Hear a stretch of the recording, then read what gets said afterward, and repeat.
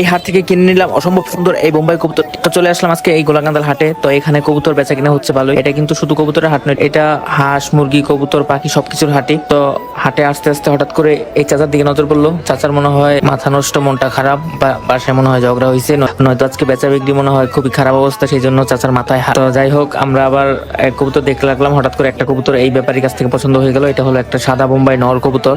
মাশাআল্লাহ অসম্ভব সুন্দর কবুতরটি, এক দেখাতেই পছন্দ হয়ে যায়। আর এটা আমি কিনে নিয়ে দেখেন কবুতরটা কত সুন্দর মাশাআল্লাহ। তো সাইজটাও বিগ সাইজ, আর খুব এর খোপাটা অনেক সুন্দর, সবকিছু পারফেক্ট লাগলো আমার কাছে, সেই জন্য নিয়ে নিলাম। আর ডিম বাচ্চা এখন আল্লাহ ভরসা, আর একটা মাদি নিতে হবে এটার জন্য। তো এই নর কবুতরটা নেওয়ার পরে আমরা যেতে লাগলাম। এই দেখেন হাটের মাঝখানে আবার হলো বিশাল বড় এক ড্রেন। এই উঁচু জায়গা থেকে নিচে নামতে একটা রিস্ক, কোন সময় জানি ড্রেনে গিয়ে পড়ে যায়। যাই হোক, আবার একটু এই দোকান থেকে একটু খাবার কিনে নিলাম। খাবার কিনে নেওয়ার পর তারপর এই যে এই কবুতরটি আমার পছন্দ হয়, চুইনা কবুতর, ভাবছিলাম এটার সাথে আপাতত জোড়া মিলাই দেই, যেহেতু সাদা বোম্বাই মাদি পাচ্ছিলাম না।